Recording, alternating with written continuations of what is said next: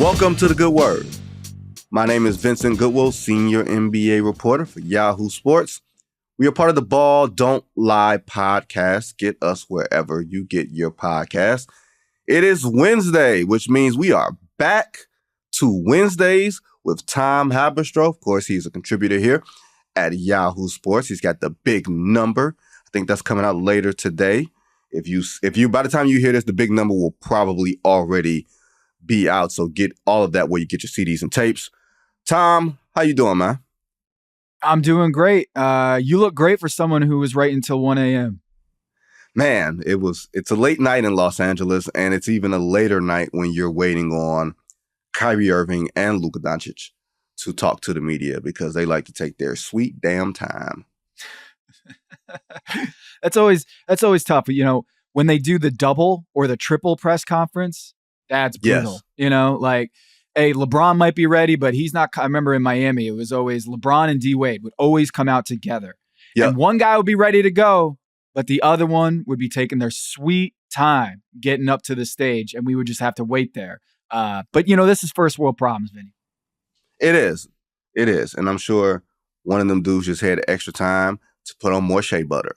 That's all that was. Just more time to put on shea butter after the shower. But I think we can start there, Tom, because I was there.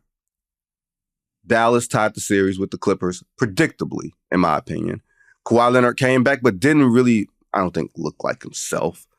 96-93, there was a late buzzer-beaten three by Paul George that kind of made the game look a little bit closer. But it seemed like Dallas was in firm control, Tom. It just seemed to me, I don't know what it looked like from TV, but it just seemed like the game was being played on Dallas's terms from the physicality to how quick they were to get all the 50-50 balls.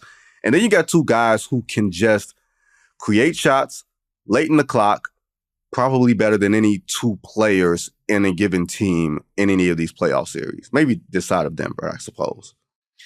Yeah, Vinny, when you look at that game last night, the fact that the Mavericks lost Tim Hardaway Jr. and Gafford to injuries, and basically they were zeros out there. And then, they have to deal with Kawhi coming back.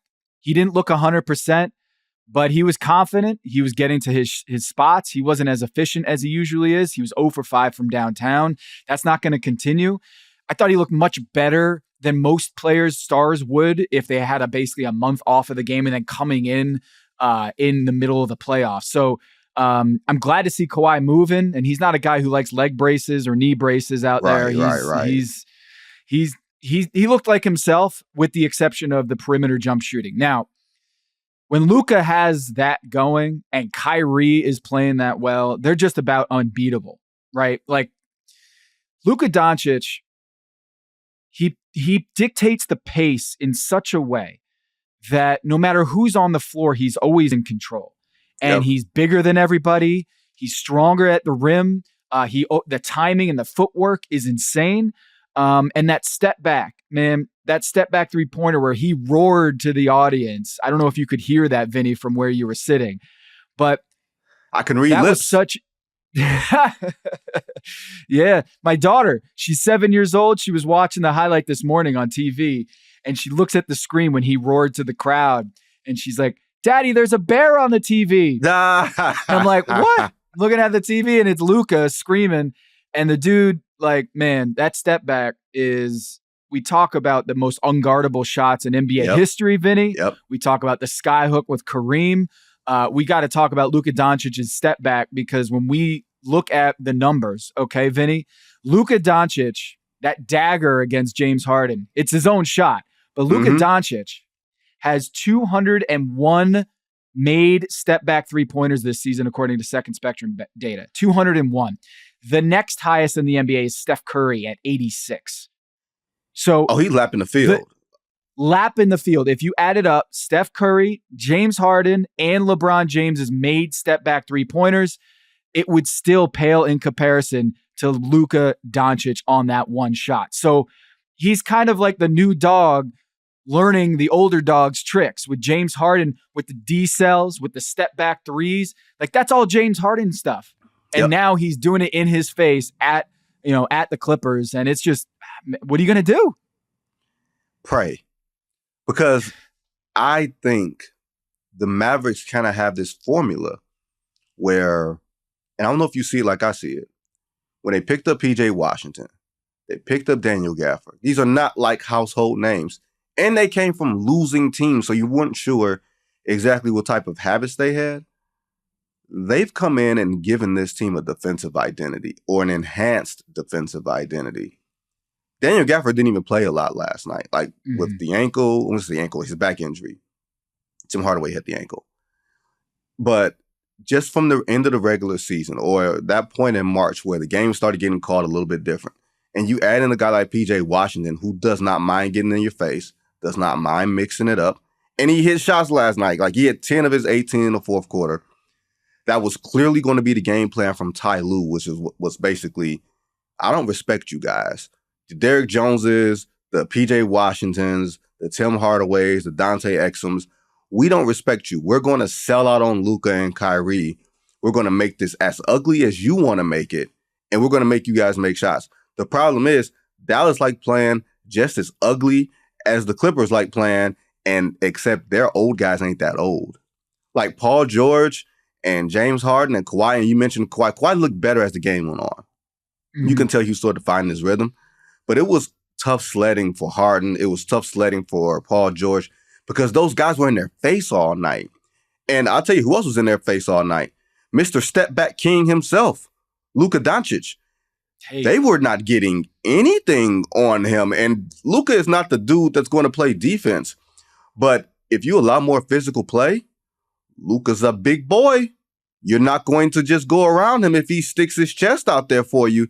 Like, it just seems that Dallas looks a lot quicker and Luka when he hunts his matchups. And one thing that happened, I don't know if you noticed this, the Clippers started to hunt Luka. And you know what Dallas did? We're running a double. We're going to get the ball out of it. We're trying to save Luka in his body because he played 46 minutes, so we're not going to have him out there on the island. But we're also going to disrupt everything you do. So you think you got Luka on the island, boom, you're going to take that ball out. I thought that was excellent strategy from Jason Kidd. Yeah, and the tough thing about the Clippers is sometimes that ball sticks, because you have such great ISO players that they're looking for those matchups. And then once they double, they got to make quick decisions and attack. But James Harden, PG, and Kawhi, they all want to operate on ISOs on an island and kind of take their time. That's not going to beat those, double teams. You got to be a lot more intentional and a lot more aggressive against those double teams and move the ball quickly. Exactly, Vinny. So that's going to be something I think Ty Lue is going to try to, take advantage of in Game 3. But the story to me is Kyrie and Luka Doncic being able to, dictate the game on their terms. And James Harden just withered away down the stretch, and they need him. This is why they acquired him is, hey, we're going to need Kawhi and PG to be themselves, but we need that third piece to step up in crunch time. And historically, that's not been James Harden's MO in the playoffs. But hopefully with, more reps, they'll be able to lean on James Harden down the stretch. Maybe Kawhi gets his legs back and he's able to turn into a Terminator again in the postseason. But, I think, Vinny, I went through this. Every one of the Yahoo Sports tweets about our picks. I think you and I had the same exact picks on all 8 series. Are you serious?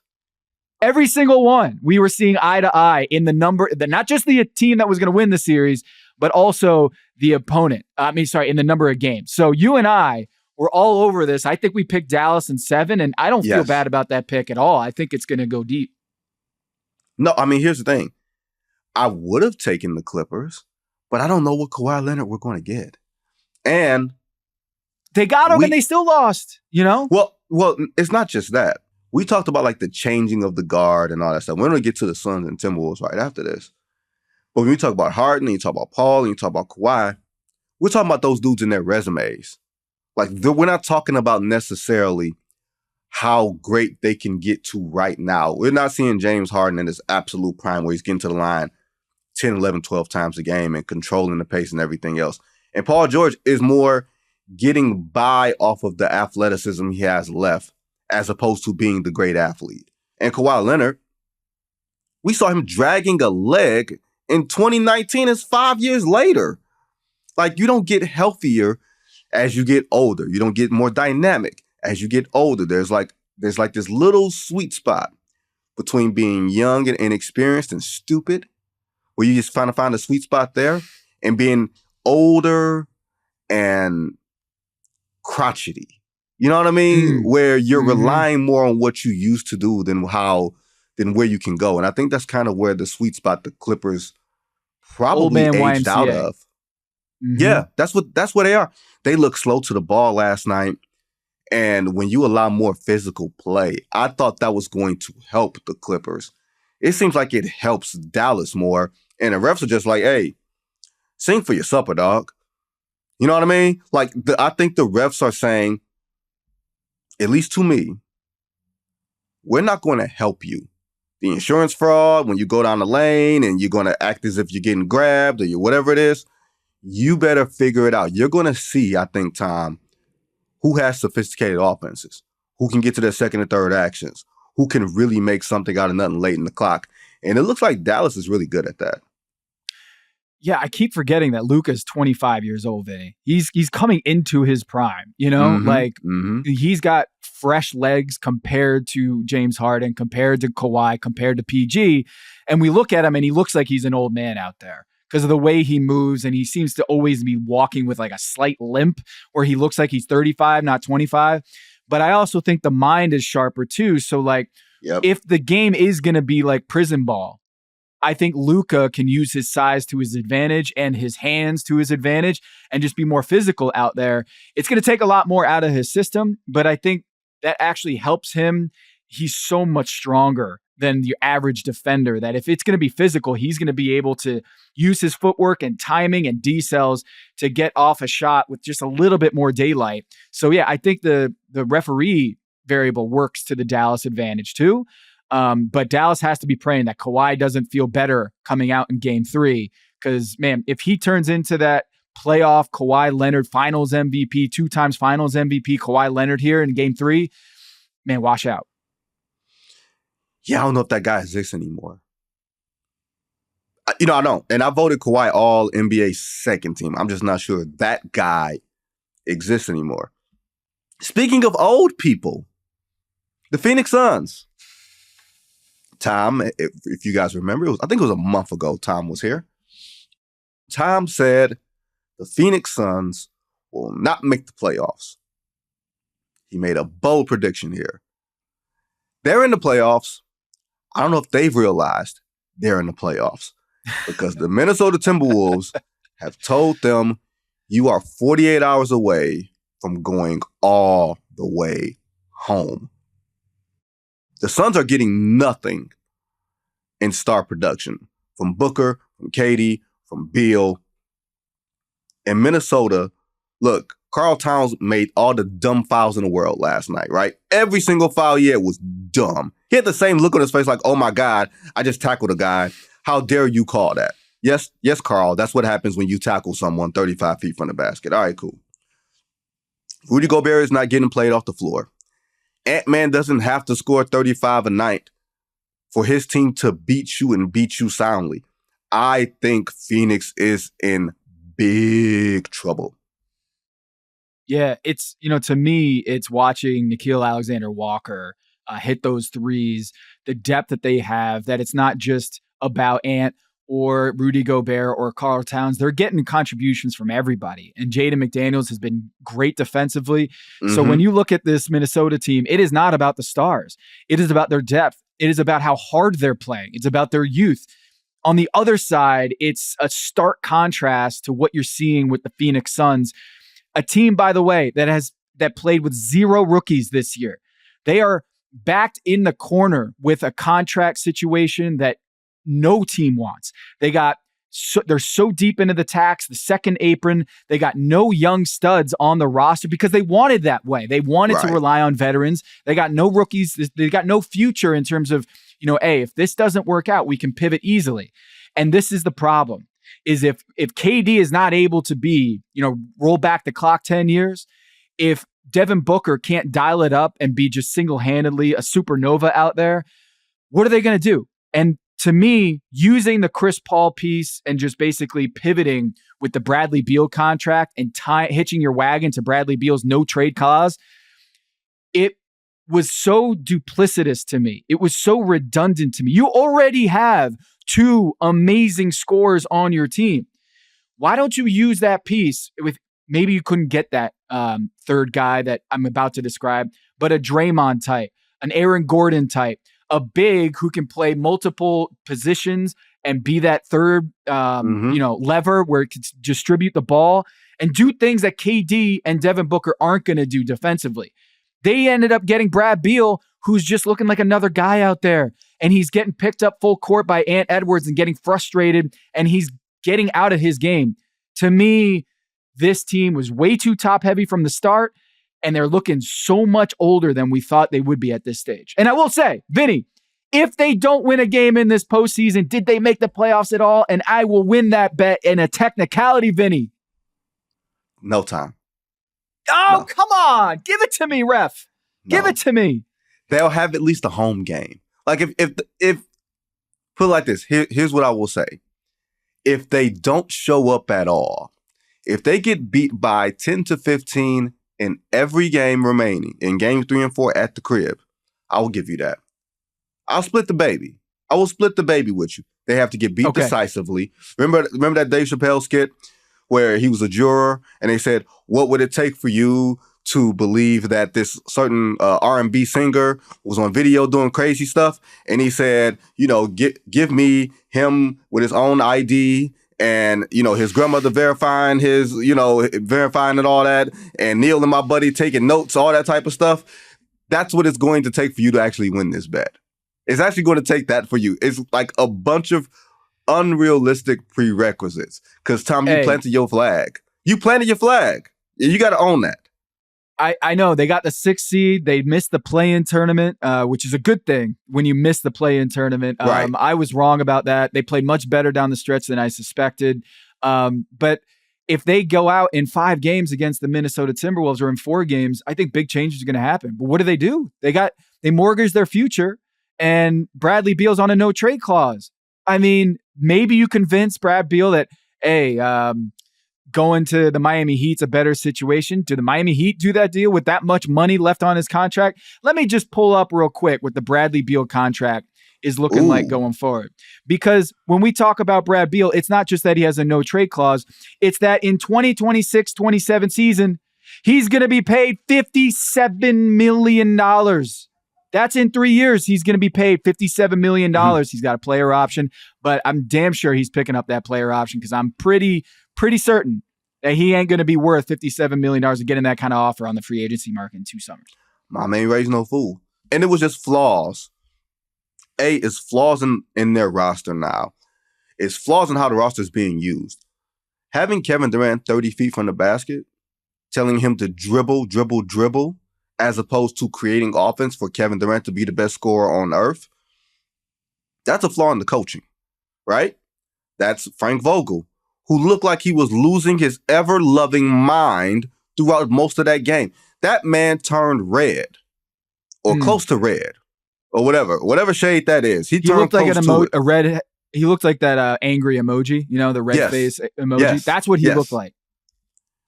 And like you said, the roster flaws of duplication. I understand it from this standpoint. Devin Booker gets hurt. Kevin Durant gets hurt. Let's make it so we're not completely, lack of a better phrase, assed out if one of those guys get hurt. The problem is, to me, you don't have a point guard. You don't have bigs. And I know that bigs have been kind of legislated out of the game like the bruisers. But that team needed a bruiser. That team needed a dude or a couple of dudes who don't care about scoring, who are not veteran minimum players on the fringes. Like, you need some actual dudes. And that's not what they have. And it's man, I would not be surprised. You said, what do they do in the offseason if this thing doesn't work and you get swept in 4 games or you lose in 5 or whatever it is? I tell you what to do. And I'm saying this in jest. You know what you're supposed to do, right? You trade Kevin Durant. Try to get some draft capital back. That's what you do. Hey, the rumors are swirling on what he's going to do this offseason if things go sideways. What do you do with Kevin Durant? because I don't see them moving Devin Booker at his age. He's still in his prime. But what can you get with Kevin Durant now that you mortgage your future for Kevin Durant from the Brooklyn Nets? You get more for Devin Booker. Yeah, sure. But don't you want to keep Devin Booker and make him the franchise cornerstone and build around him in ways that he's your guy? But hey, if it's not Russell Westbrook doing a storybook finish to his career in OKC, I'm just saying. Well, funny you should say that because Kevin Durant narrated a Chet Holmgren Nike commercial where Chet Holmgren is wearing KD's shoes. Now, why would they do that? Why would they do that? Now, I would not like to spend May and June in Oklahoma City. I just wouldn't. Not my idea of a great time. Pelicans are trying to end that for you. They're a little shorthanded, but maybe we'll get to that later. But yeah, it's not good. It's not looking good for the Suns here. And I will say that with Matt Ishbia running the controls in Phoenix, I suspect he will not have the patience if they go out early to run it back with this same squad. I just don't see that. New owner syndrome is a real thing. Absolutely. They get real impatient real quick, especially on a whole bunch of levels, right? Speaking of being impatient, the Milwaukee Bucks, right? Milwaukee Bucks, who fired one coach last year, fired another coach 40 games into the season, and now they got Doc Rivers. I'm not saying this to be Doc Rivers' fault. Giannis is out. They got ran off the floor by the Indiana Pacers last night, 125-108. We talked about, playoff basketball, lower scores, all that. Tell that to the Pacers. They just play fast. And it's not just Tyrese Halliburton who's getting it off the bounce. It's Pascal Siakam who's initiating a lot of offense. And Tom, I don't know about you, it just seems like, and Dame Lillard had another great game, at least offensively, where he carried them offensively in game one. Game two was a minus 24, but scored 30. Scored 34, excuse me. Milwaukee's bad offense or quick offense leads to the Pacers getting out on the break. I feel like Milwaukee just needs to slow things down, especially while Giannis is not out there. You can't force shots. You can't miss shots at the rim. And all that is just fuel for what Indiana wants to do. And I picked Milwaukee in 7 in large part because playoff basketball slows down. Giannis, I suspect, will be back, but I'm not really sure. He's starting to do more on-court work and everything else. But game 2 was ugly for the Milwaukee Bucks. Chris Middleton left in the second quarter with another ankle injury. What are we settling into here? It's going to be long. It's going to be a long series. And I think when you saw in game 2 is what I expected them to do in this series is Indiana running them, not just offensively, but defensively too, picking up full court. Yeah. And Pascal Siakam has been the best player in the series. And I know what Damian Lillard did in the first half in both of the games, but this is why you get Pascal Siakam. This is why the Golden State Warriors are looking out from Cancun watching this game.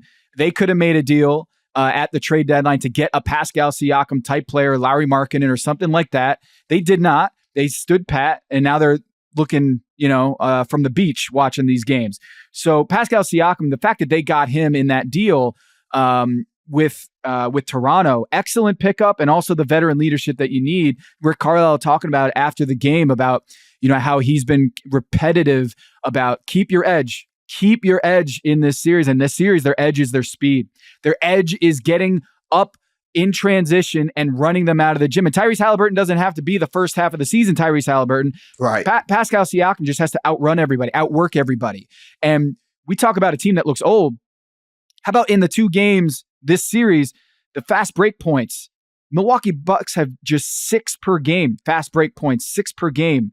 In these 2 games. They look old, and I know that's not their game. Without Giannis, they're not going to be able to beat you up and down the floor. When Giannis is a freight train, gets that rebound and goes, you're not going to stop that dude.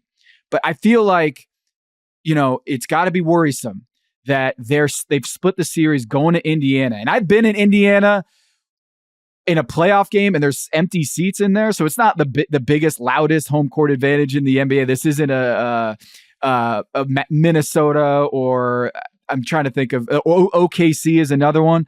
it's not that kind of rowdy atmosphere in Indiana, but now that they've smelled blood, I think you're going to have a much tougher time to get out in transition. They better hope that Damian Lillard can keep those flames going in game 3. Look, man, it's one thing for the Pacers to talk and be chesty and to win the in-season tournament. It's another to steal a game on the road. Not just steal a game, decisively kick your ass and then go home for 2 games with you not knowing where Giannis is, you feeling like, wait a minute, they can't keep up with us. You know what I mean? Like, they cannot keep up with us on the break. And any team that loses a top 5 player, I don't care who you are, you take Denver without Jokic, you take Dallas without Doncic, he's a top 5 player, probably a top 3 player. Any team that loses a top 3 player, that's a big chunk of something. And I think Indiana was going to smell blood anyway. They probably liked this matchup to begin with. But man, Giannis can't rush back, but they need him. They need him in the worst way. And he's going to try. Like, we know Giannis. He's going to try to play. He's played through injuries at the tail end of the season. And Doc Rivers, as I wrote about it, you can catch it at Yahoo Sports last week. You know, he was like, I love heroes, but I don't love March heroes. I love June heroes, right? You got to be smart about your injuries so you don't aggravate or do something stupid and maybe pop a calf strain or pop a calf muscle in the middle of they're going down the stretch in the season. So Giannis is going to try to come back here. Same with Zion. Same with, we saw Kawhi in game 2 come back. So they better be praying that somehow he gets that heel factor and he's able to come back in this series. And I think I was more convinced that, the Indiana Pacers fast break, 7 seconds or less playing style would be mitigated in the playoffs where the game slows down. What I didn't realize is they're just going to do that no matter what. They're not going to need a miss or a turnover to get out in transition. They're getting that ball out of the basket and they're going. And so for the Milwaukee Bucks, they got punched in the mouth and they have to respond in a big way in game 3. That's going to be so huge. And Milwaukee is the team that I think they are. Let me say this.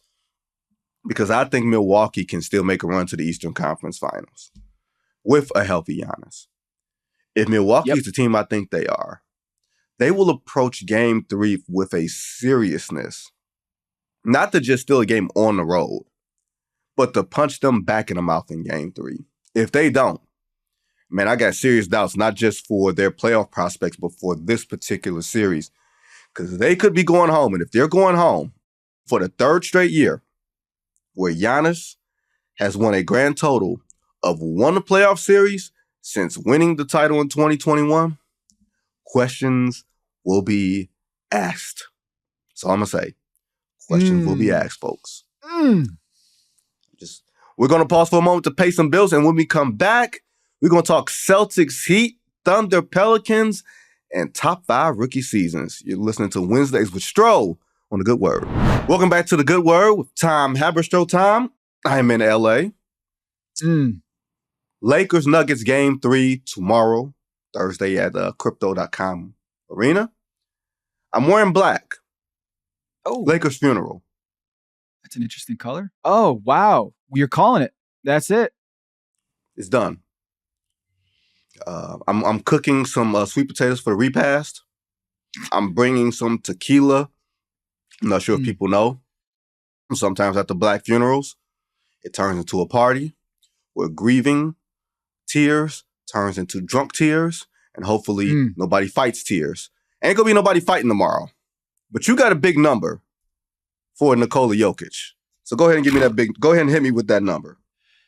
All right. So watching this series, everyone wants to see Jokic against AD and how that matchup works out. Well, it is not working out for AD and the Lakers. In this series, Jokic has had the upper hand and AD's had some moments, but down the stretch, it's Jokic, right? It's Jokic and Jamal Murray and the Denver Nuggets. But what I didn't realize is how consistent Jokic, the Joker, has been around the basket area against the Lakers over the last 2 years. So the big number, I'll give you a little tease here for the audience, just for the good word. 87% shooting at the rim Jokic against the Lakers in his last 10 games. His game one, where he had not one, not two, not three, but 4 dunks in game one. Jokic had 4 dunks in an NBA game. It happened. It really happened. And that is the most he's ever had in a game in his career. And he's doing it against the Lakers, 10 in a row for the Nuggets. And a lot of it is because of that Jokic, who can't jump over a Post-it note. But against the Lakers, man, he's flying high. Anthony Davis might be one of the greatest defensive players of this generation, right? Can't do anything. He's got nothing for this fat man. Nada. Jokic calls a limo every game. Calls for a limo. You know what that limo says? Compliments of Mr. Jokic. Get in. Make sure you get to the arena on time. Have your have your oxygen mask when you're in Denver. Make sure you get your wind. Then when they go to LA, he just wears these dudes down. Do you notice? AD is tired at the end of these games. LeBron is tired at the end of these games. Jokic, for whatever he does in the offseason, he is prepared for the last 6 minutes of every game. Jamal Murray, he can play like complete dog for 40 minutes.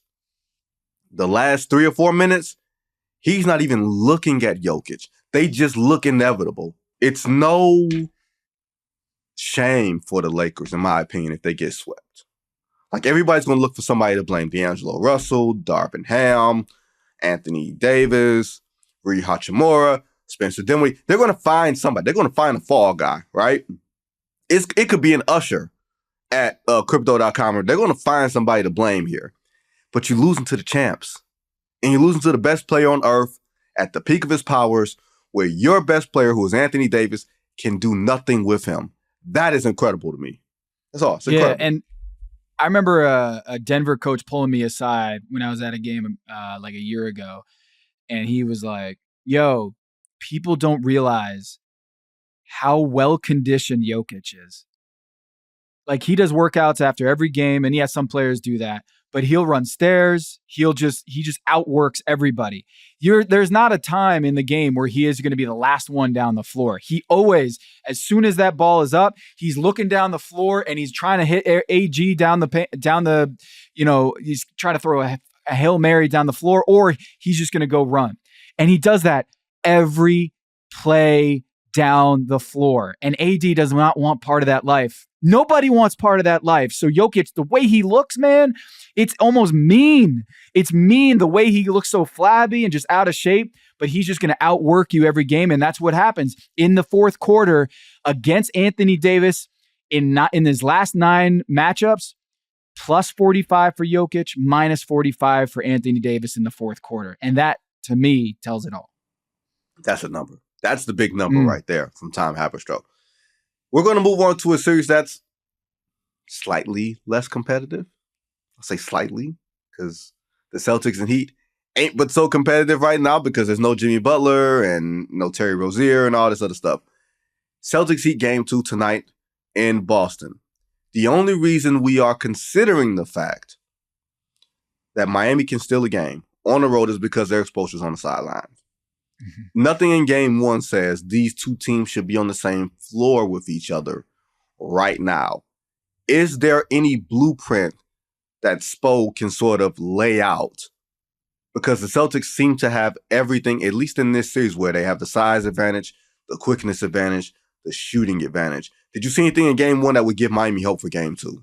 Or is this just a short march to a 4-game sweep or 5 games? Vinny, we just had the big number. I'll give you the little number. It's the fact that they barely went to the zone in game 1. And they went to zone in game 7 against the Celtics and cooked them with the zone defense last year. Different year, different personnel, but I feel like there's a little bit of rope-a-dope, Muhammad Ali, Cassius Clay, the Louisville Lip a little bit here, where you're looking at Spo, who didn't pull that out of his back pocket in game 1, barely did. Not with Bam Adebayo out there. They went to a little bit in the second quarter, I believe, with Kevin Love at the 5. I expect that they're going to pull that out for game 2. Whether it works or not is anybody's guess, because with a team so 3-point dependent like the Boston Celtics, it's a make or miss league in general, but it is a capital M when it comes to the Boston Celtics. So if they're hot, if they can take advantage of their 3-point shooting in that zone and try to work the ball around to the weak side and get open looks, that's going to be the variable to watch, is how much they're going to lean on the zone defense, which has been their calling card in the postseason the last couple of years. If Eric Spoelstra can use that defense effectively against this really dynamic offense, and I say dynamic in terms of the talent, but they do, I think, get a little too 3-point heavy, or at least outside in rather than inside out. So we'll see, but I have a feeling that we're going to see a lot more zone in game 2. That'll be interesting, because you want to seduce the Celtics into turning into a one-dimensional team. The question you often have is, do the Celtics want to be a one-dimensional team anyway? Because all of those guys, all 7.5 of their rotation players, take multiple threes, hit multiple threes. I think Tatum was the only guy that shot under 50% from 3 in game 1. I think he's like 1 of 8. Everybody else was hitting. So it's almost like a pick your poison thing. And if your only hope is, hey, let's hope we can take away stuff at the rim and force them into contested threes, maybe that's it. And I think Miami is sneakily one of those teams that should be seriously entertaining a roster shakeup in the offseason. I'm not sure in today's Eastern Conference what it can look like and what it can feel like if you're asking Eric Spoelstra to take a lesser talented team and to make sugar out of it. Like, I think that's, I won't say a disservice to him, but I think they just need more talent as opposed to more guys that can, coach up. Okay, so on one hand, they didn't have it this year, right? If they get beat bad here by the Celtics, it was a lost season for them. They did not get Damian Lillard. They did not get Bradley Beal. They struck out on a third star. They got rid of Kyle Lowry, and they're hoping that Tyler Hero steps up and becomes that guy. But if you're the Miami Heat, do you look at the fact that they just made a finals appearance and be like, we don't need to change anything? If we have a healthy Jimmy Butler, that's a series. They've beaten the Boston Celtics before, certainly. And you're looking at the contract situation. You're looking at the way the NBA, the landscape is shaping up. You see what's happening in Damian Lillard in Milwaukee. You're probably keeping tabs on that. But other than that, the Miami Heat, I feel like they're just, 1 year removed from a finals appearance. Do they shake it up? If Jimmy Butler was healthy and they got kicked to the curb in like 4 or 5 games against the Boston Celtics, I hear you, but I think they might just feel like status quo okay if they get Jimmy Butler healthy. Of course, you might not be able to depend on a healthy Jimmy Butler going forward with those Thibodeau miles on him. Exactly. Yeah, he got Thibodeau miles on him. You know what I mean? And those Thibodeau miles, you can't get no rollbacks on them. You know what I mean? Like, in Jimmy, I believe, is turning 35 in September. And we talked about in, the previous segment, old guys looking old. And this MCL injury is not something you can just sort of sneeze at, I don't think. Mm-hmm. And I think you want to put Jimmy in a spot where he doesn't have to do all the heavy lifting. I think you want to put him in a spot where there's another offensively minded, dependable, reliable co-star, Donovan Mitchell. As we move to the Thunder and the Pelicans, I thought the Thunder showed a little bit of rookie nerves in game 1, right? The Pelicans still couldn't fully take advantage, but I felt like the Pelicans, when they go long, as far as having Murphy and Nance and Herb Jones on the floor, that's the lineup that you need, especially while Zion is out. This is really interesting because remember when Zion got hurt in that game against the Lakers? Mm-hmm. What did Willie Green not do? He did not put Brandon Ingram in that game. And it seems like those two, and I've written about it before, how when those two guys are on the floor, they are not at their best. In fact, in many ways, they look discombobulated. They look disjointed. They look like they're not at their best when Brandon Ingram and Zion Williamson are on the floor together. So it doesn't surprise me that with Zion out, that they look like Trey Murphy and Herb Jones.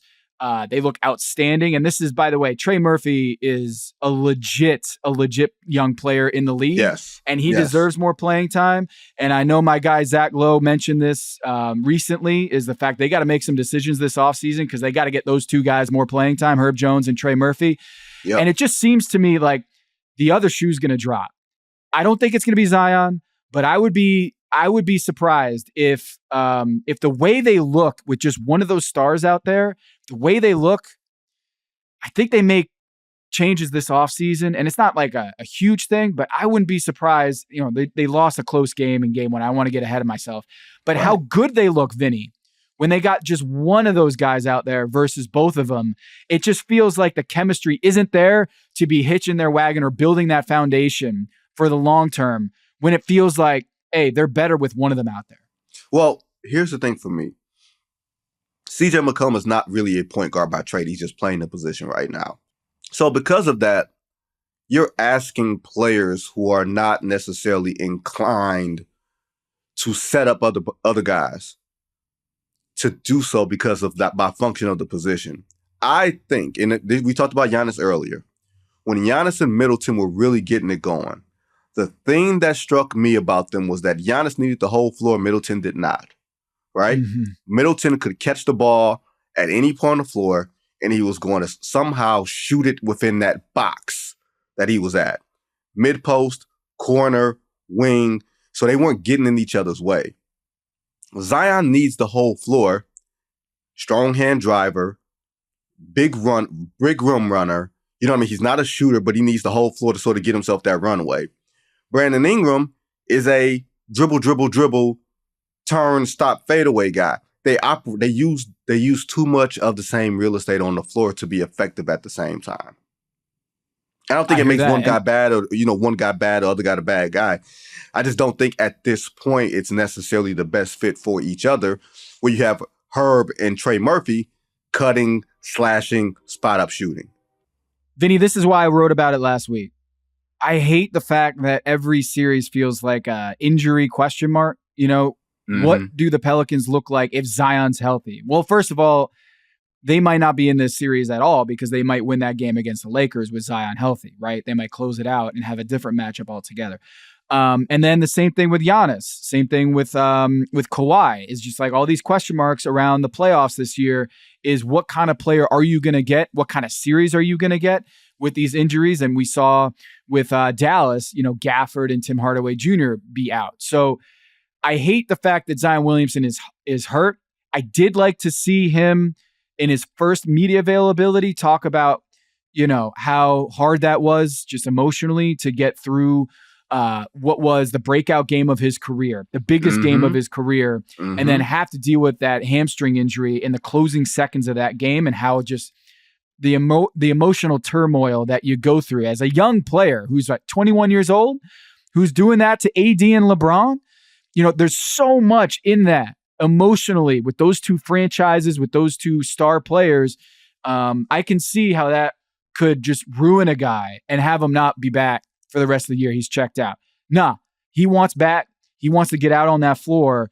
And I think in this series, they need all the weapons they can. Maybe they need to stagger BI and Zion if and when he comes back. But there's going to be some questions around this team in general, even before this series, and figure out what they're going to do with BI and Zion. But I do think that CJ McCollum, he came into this season in shape and healthy, and he had the lung scare early in the season. But man, I'm expecting when they get back to New Orleans that this will be a really exciting series. I think this is going to be a little bit longer than people suspect with Zion out. I think Pelicans are going to come back. Are you saying this is going to be a 7-game series? Is that what you're saying, Tom? I'm not saying a 7-game series, but if Zion comes back here, I mean, I think it would be game 5 at the earliest that he could get back. Yep. It will be interesting. I think OKC is going to win this series in 6, I think is what we called it. I don't say I called it. I say we call it at the Good Word on Wednesdays. Our pick was, I think it was OKC in 6. So I'll stick to that. Y'all see what Tom is doing? He's trying to tie himself to my picks. That's right. My picks were made off of a certain logic. He's trying to turn it into the official pick of the Good Word podcast. That's very cute. I like that. But you're right. He could come back initially on May 1st, which is the day of Game 5.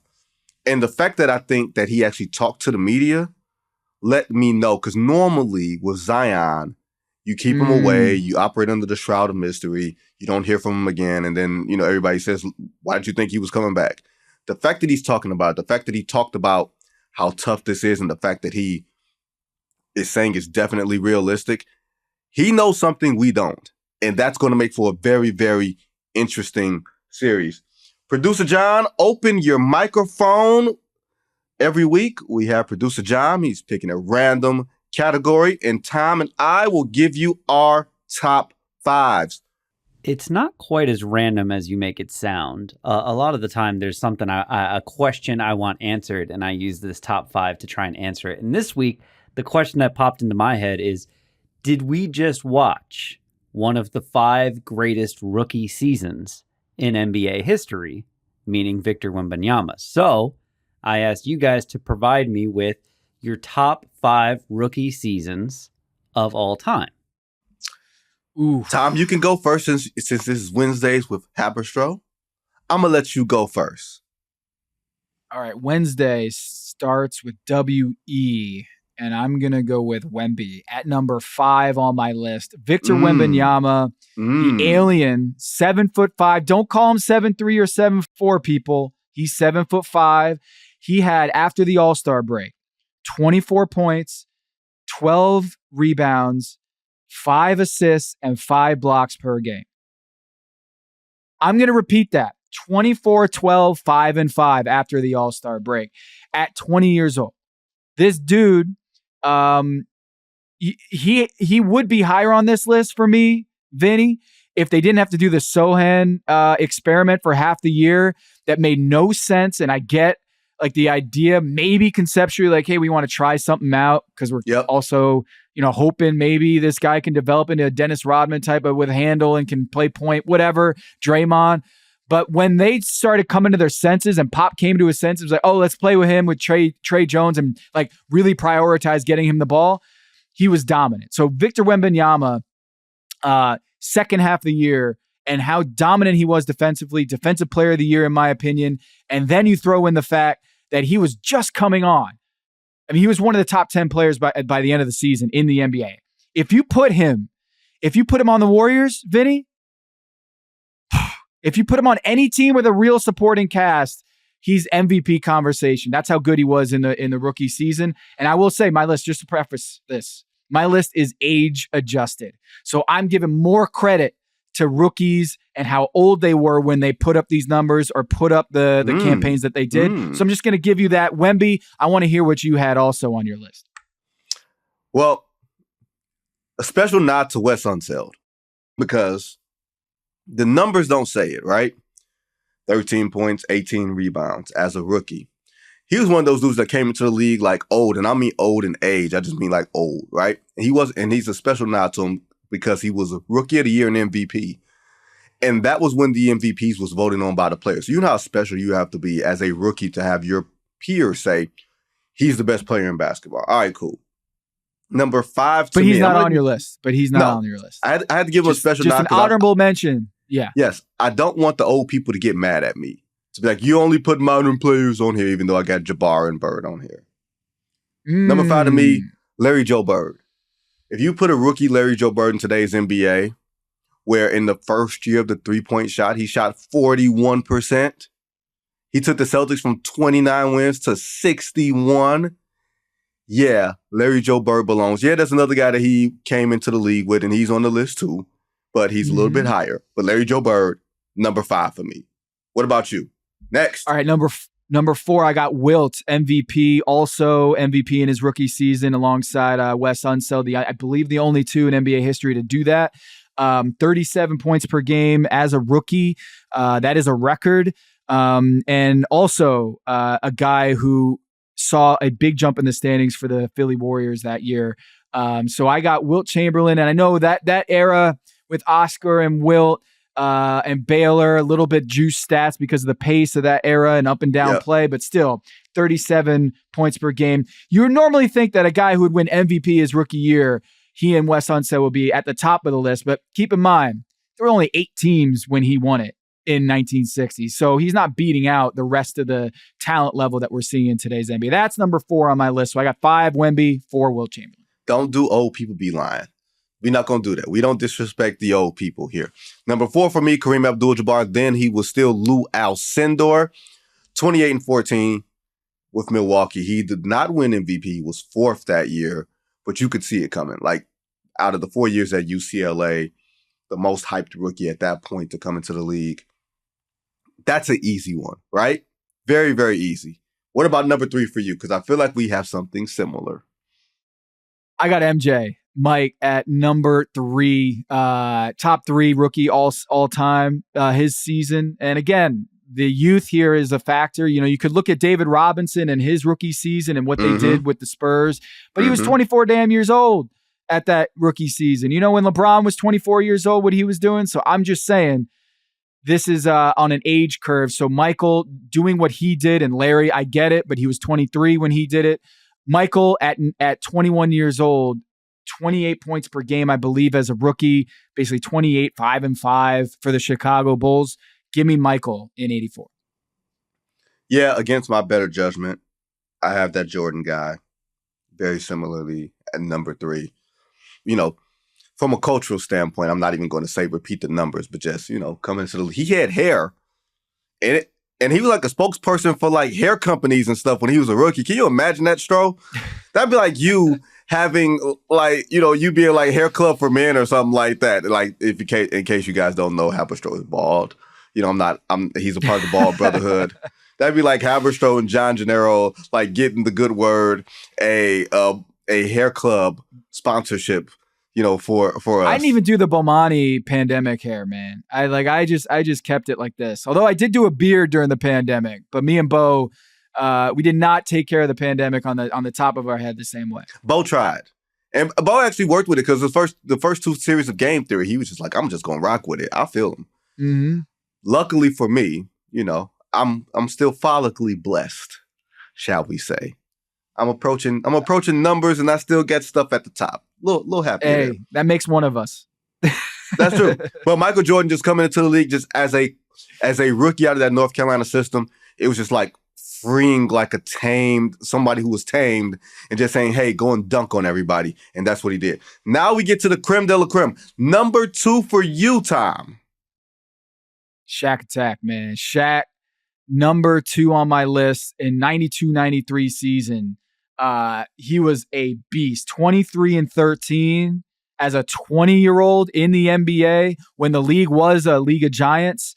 And he was 3rd in the league in blocks, 2nd in blocks per game that year for the Magic.